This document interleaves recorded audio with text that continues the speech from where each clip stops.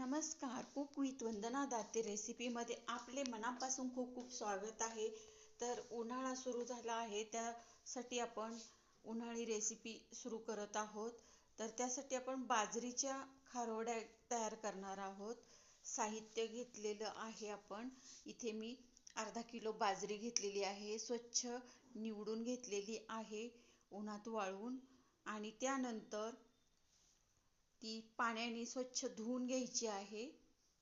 2-3 पाण्याने अशी छान स्वच्छ धुवून घ्यायची. खूप छान आणि टेस्टी लागतात ह्या बाजरीच्या खारोड्या. हे बघा, अशी स्वच्छ धुवून घेतलेली आहे. आता मी हे यात पाणी घालून रात्रभर असंच ठेवणार आहे, भिजत घालून.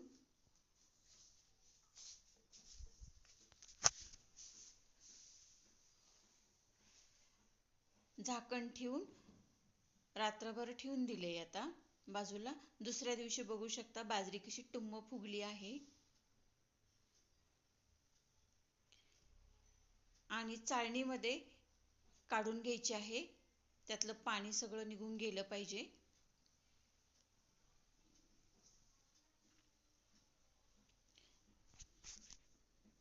रेसिपीला लाईक, शेअर, सबस्क्राईब जरूर करा.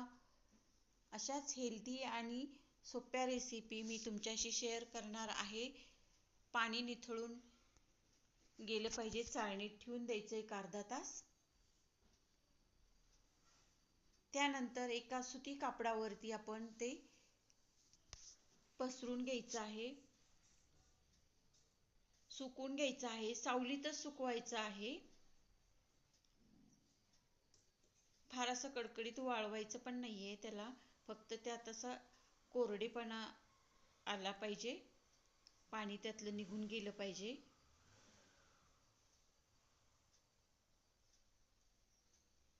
आता आपण त्याची एक पुरचुंडी तयार करून घेऊया. थोडंसं सुकवून घेतलेलं आहे आणि अशी पोटली तयार करून